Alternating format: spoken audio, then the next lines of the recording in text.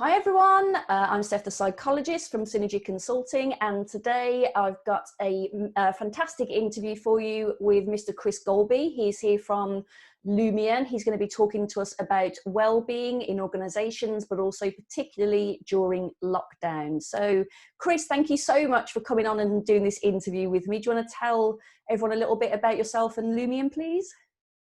No problem, Steph. I'm glad to be here as well. Yeah, so over at Lumien, obviously we're a software company. We have a focus around well-being in general though. So we have a product which basically people can log into, they can get a weekly well-being score and find out the different areas behind their well-being and see data patterns behind it. So start to see maybe how mood is affecting them over time, how sleep is affecting them over time, how lifestyle is affecting them over time, and how all these build up to form their mental health. So start to get an understanding behind the different areas of their well-being. We also then have a business version of the tool in which companies can see the aggregated data. They can't see individual users, but they can see aggregated data from across their workforce. They can see how to react to that, put additional benefits on, and all those benefits can be linked back to the employees through the app that they're given. Wonderful, thank you. So can you tell us a bit about how Lumien works in organisations, and then we'll talk more about the current work that you're doing with individuals. So Chris and I have spoken quite a lot about this. I think their service is absolutely incredible, gives some really important data for organisations. So could you just tell us a little bit more about that, please? Yeah, so generally what happens is an employer signs up, and that gives their employees access to the Lumien app. The employees can get hold of that, and once a week or 7 days after they've answered their previous questions, the employees answer sort of around 5 to 7 questions, takes 2 to 3 minutes. Once they've done that, they get an immediate report back. The report gives them a wellbeing score and also gives them the areas of their wellbeing that I described before. Breaks that down, shows it over time. And then if they're struggling with a particular area, such as maybe sleep, for instance, it will either point them towards a resource we've got, either some text or some audio, for example, or it will point them towards one of the employee benefits within the company. Maybe it's a sleep workshop, maybe it's some resources that are available online that have been provided by the company. Maybe it's just, for instance, if physical health came up as an issue, maybe it's a link to the Cycle to Work scheme. So linking the employees to the different areas and being able to provide them to their employee benefits. Once the employees start completing this and they get their individual side of things, the company then gets an aggregated data report in the background so they can see the areas they're struggling in. Now, what's really interesting there is that the company can actually get hold of productivity figure losses as well. So they can see where they're losing productivity across the organization, on average, how much that's costing them, and actually start to see that on a team by team or maybe a geography breakdown, and start to see where they can allocate employee benefits resources. So say they were to allocate a specific sleep workshops to a set team in a set location, then the app would actually flag up to an individual struggling with that issue, say sleep, that these workshops are now available. So the company can react to what's happening with the individuals and see where they're losing productivity and provide a better service to their employees without having to strictly monitor their own well-being and their own mental health. And it allows the employees to engage more with the organization and allows them to reap the benefits and look after themselves and making themselves well and productive at the same time. Amazing. So this is some really, really powerful content, isn't it? So this has got the benefit in mind of both the individual and the organization. You're covering productivity, you're covering well-being. So absolutely amazing what you can do with that data. Absolutely. Yeah. And there's some real fantastic things starting to come out. We've actually been, over the lockdown period, monitoring various people across the workforce. So we've had about 200 people sign up to a trial, and we've been looking at different statistics coming out. We know that, interestingly, a few key statistics. So distraction at home is a really interesting one to me to always start at. So as soon as the lockdown period started, distraction went through the roof. Everybody was saying they were distracted at home, they were struggling to work, but that's continuously come down throughout this lockdown period. And actually now people are finding new ways of working at home. I suppose this is the new normal side of things. As a result, anxiety has stayed relatively the same. And we talk about anxiety being worry about the future. It's not actually risen that much as we'd expect it to. I think once people have started to figure out about the lockdown period and start to realise the future plan and bits like this, they can see a roadmap from the government. And so people are starting to feel their anxiety staying the same. Interestingly, though, stress, which is worry about day-to-day situations, is on the increase, which is really interesting to see. We're still trying to conclude exactly why that is, because it can be affected so many things. But we know particularly, for instance, that 52% of people across the board have shown signs of loneliness during this period. Okay. So that may be leading to the stress levels, for instance. And actually 46% of people have shown significant signs of stress. Maybe another key... What do you mean by that, Chris? What do you mean by significant signs of stress? That's when people are expressing that they... so there's certain elements we track linked to stress. So we don't ask people whether they're stressed. We ask certain indicators of it. So these will be things such as, have you noticed yourself getting distracted at home on a day-to-day basis? Have you found it difficult to concentrate on tasks on a day-to-day basis? Yeah. Things we can have you noticed it? Yeah. General indicators, general points that lead up to stress. And we've seen that. And 46% of people showing signs of significant stress. Significant stress is people having issues on most days. Wow. So that's probably kind of about 60% of days upwards, I'd say. So more than half, basically, are showing signs of significant stress. Okay. And did you say that this is something that you've seen creep up during lockdown? Yes. Yeah, definitely over the period. We've got some charts showing the increase in it. I think it's really interesting. So I expected anxiety to increase, but it's definitely stress that's been the key indicator that's increased. Okay. That's the main one, basically. And you mentioned earlier about that loneliness increasing. Is that something that you would ask about directly, or is that something that you're also tracking in a more covert way? Again, yeah. Again, it's indicators of things. So we don't ask people whether they're feeling lonely, for instance. We wouldn't start to pry into details like that. It's all, we have to be careful because we're not a medical diagnosis people. We don't diagnose people with stress. We don't diagnose people with anxiety. What we actually do is start to pick up in indicators of this. So potential areas that could be an issue. So we'd ask people, for instance, whether they're changing their work environments on a day-to-day basis, whether they're feeling they're coming into contact with enough people, whether they feel they're coming into contact socially with people, whether they're coming into contact on a work-based people, whether they feel like they're more separated from society than normal. Bits like this, smaller indicator questions, rather than directly saying, are you lonely, which is a really difficult question to answer. And probably most people would just say no.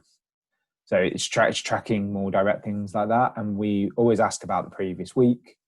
And we do it based on people thinking around days. So it's based on outcome measures, effectively, proper NHS outcome measures. Wonderful. So you mentioned distractions earlier as being one of the indicators of stress. How have you seen distractions sort of change in lockdown? Has that changed at all? Yeah, so it rapidly, it was one of the biggest areas of concern at first when the lockdown first happened, people being distracted. I think it's people finding ways of working at home, not being used to it, being interrupted by partners, children, pets, parents maybe, various bits going on in the home environment, parcel deliveries, washing machines, all these sort of bits happening that you're not used to. But I think it's probably become more acceptable, so people feel like they're not being as distracted.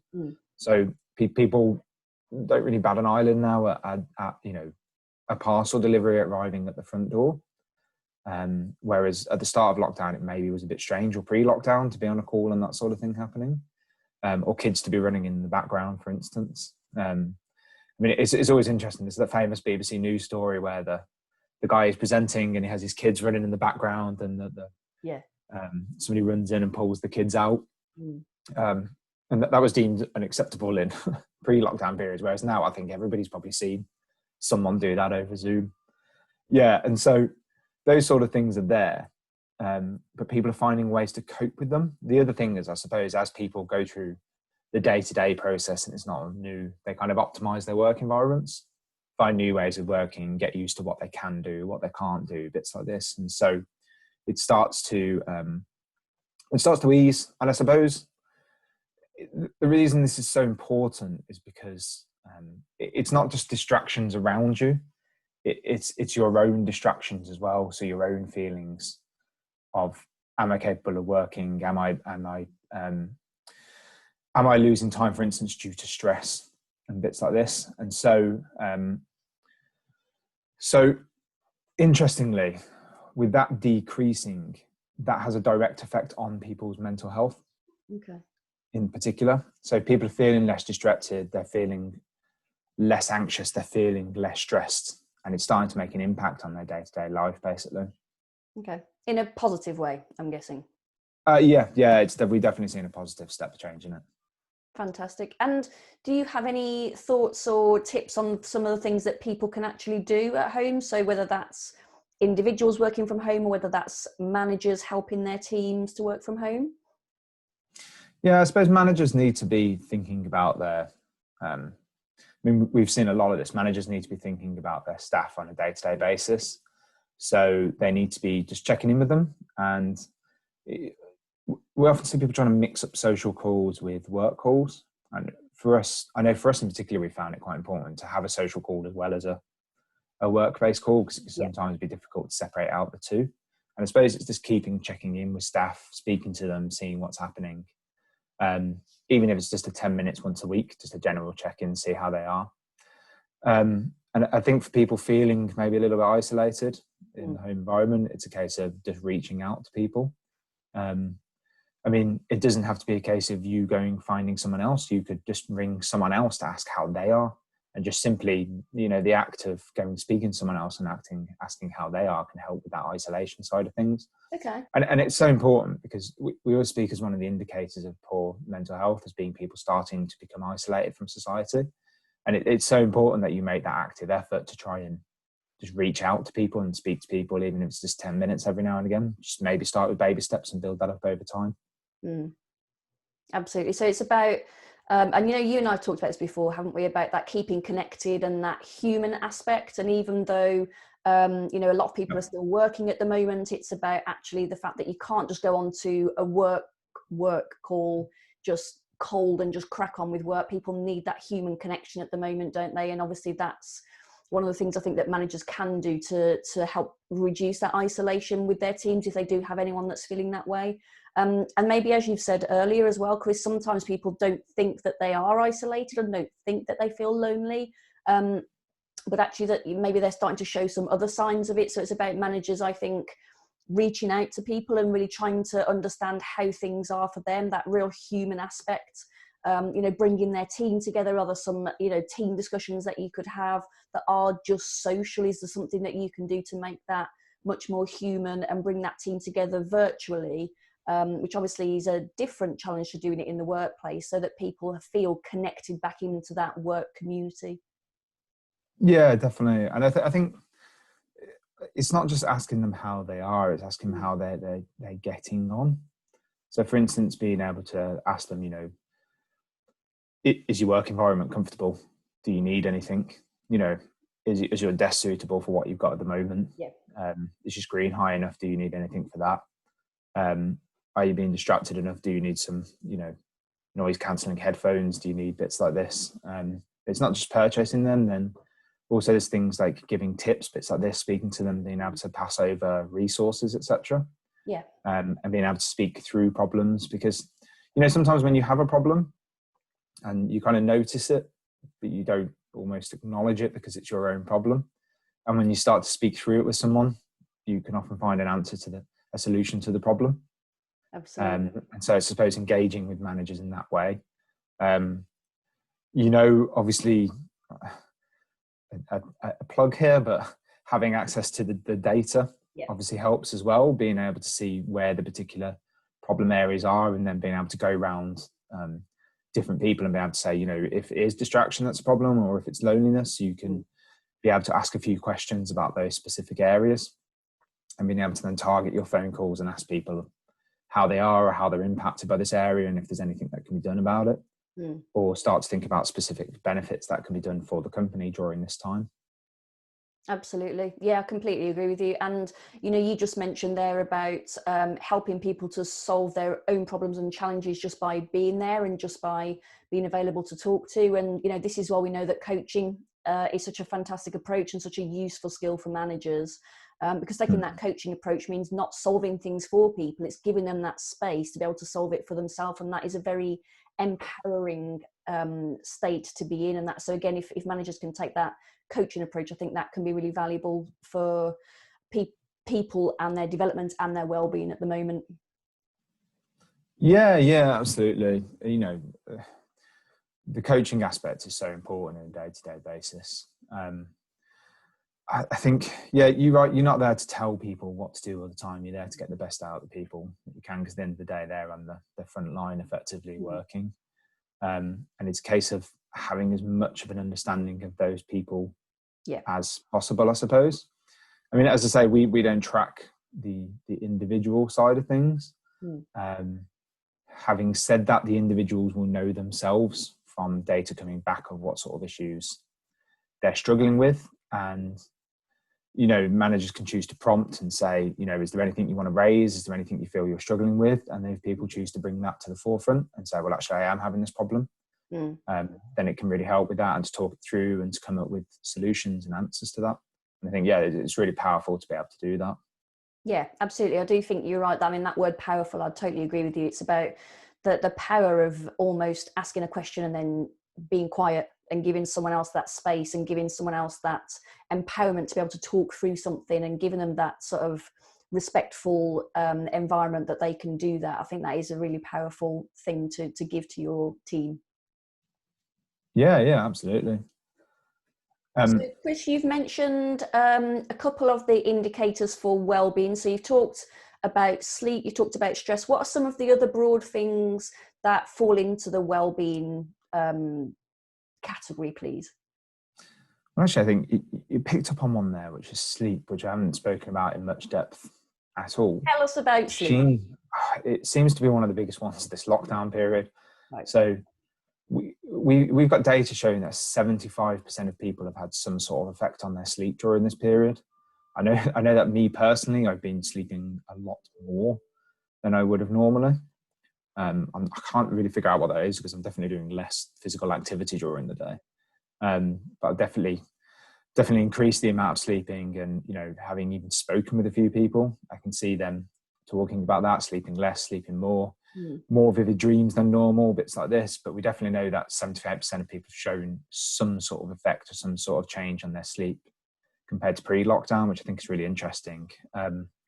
We did, I think it was about a week ago, or maybe two, a big study came out by King's College London, and it was publicised on the BBC, showing the effects on people on sleep. And actually we got pretty much the same data as them, which is really interesting. Obviously, that study was far more expensive than what ours would have been to collect this data.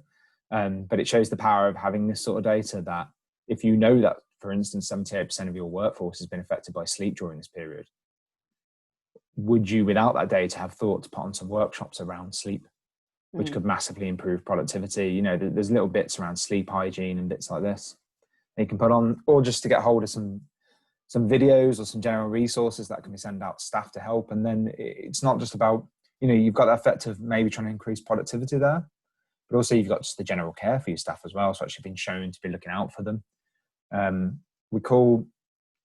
There's obviously return on investment with this sort of thing, which is the productivity gain and the percentage gain. But there's also then what we call value on investment, which we talk about as being the less numerical side, which is, if you're starting to look after your employees in this way, it only takes one person to go and speak to someone outside of work and want to apply for a job there. Yeah. So your employee engagement can be increasing, your recruitment and retention rates can be increasing and bits like this. So there's additional value on top of the return on investment that you're getting as well. Yeah, absolutely. Absolutely. And so are there any tips that you've got that people can use with sleep, or is it just more of an awareness thing, do you think, for people? Yeah, there are there's quite a few sleep hygiene things. So, I mean, I always try to use the example that at one end, you've got the serious implications of it, where people are maybe getting up in the middle of the night, waking up in the middle of the night, thinking about things to do with work, worried about things, anxious, stressed.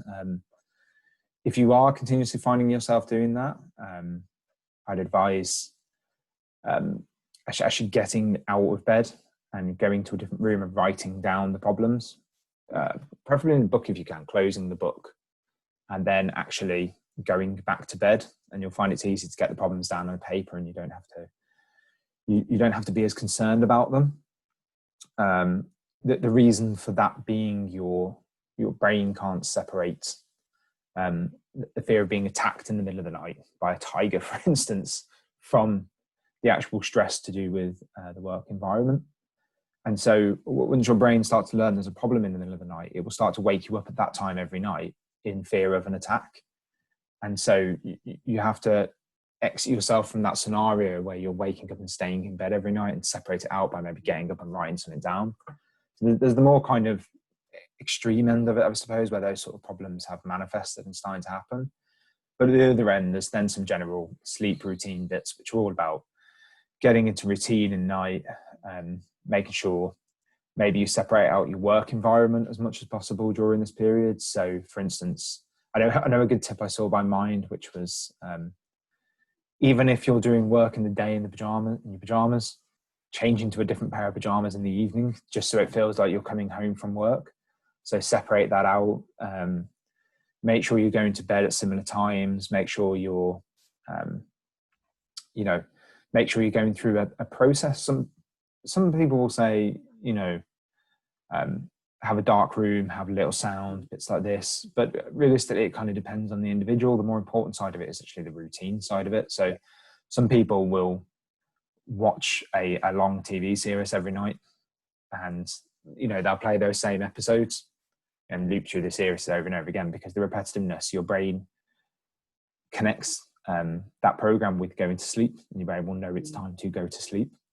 They always used to say about hot chocolate before going to bed, but mainly that was just to do with the connection of when I drink a cup of hot chocolate, my body knows it's time to go to sleep. Yes, and I think it's really important that you just get So is it about people trying different things and finding out what works for them as a routine? And it could be a couple of different things that they combine together, but give a few different things a go. Absolutely, yeah. Wonderful. Yeah, definitely. And you mentioned there about obviously the sort of brain waking itself up in the middle of the night, and that sort of the idea being that there might be a real physical threat.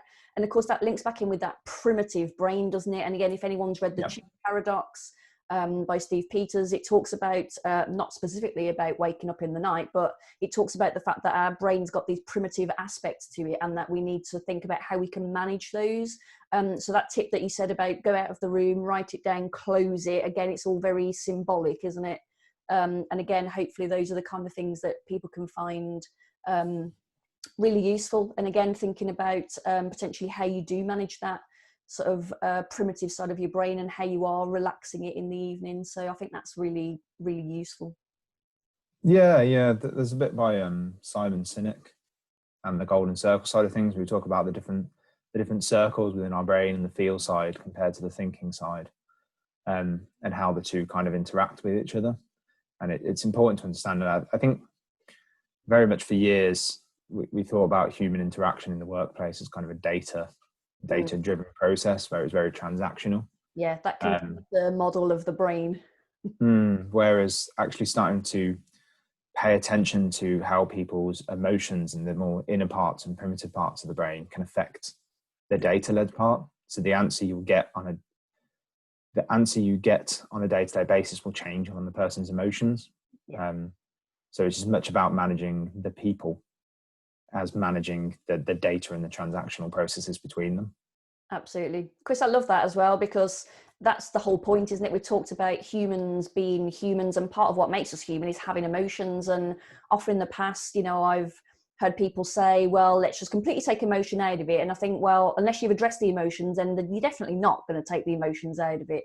And it's about, like, we talk more now about bringing that whole person to work, and understanding that a person is a whole being, not just a data processing bit that comes to work and you leave all the emotion at home. That's just not how people work. And you know, that human aspect, connecting in with your people and checking that they're okay as a person, not just as a work commodity. Yeah, transactional process. Yeah. It's always interesting as well. We always say, if you ask any CEO what their organization is made of, they'll tell you it's made of the people. Yeah. And the first thing they do when they get in a boardroom and has to make decisions is to remove the people from the process. Yeah. And it's interesting to begin to take that into account and think about it. Yeah. Yeah. And to think about, you're right, yeah, the whole person approach to things and not the transactional processes. Absolutely. Chris, I think we'll finish on that point. I think, you know, what more can we say? People like people, you'll get better results. So thank you so much for coming and doing the interview today. It's been an absolute pleasure to talk to you. No problem. Yeah, thank you very much for having me as well. I appreciate it. Wonderful, really, it's been my pleasure. So really hope that you have enjoyed this video. Hope you found some useful content in here. Check out Chris and Lumien. They're online. We'll put a link in the comments.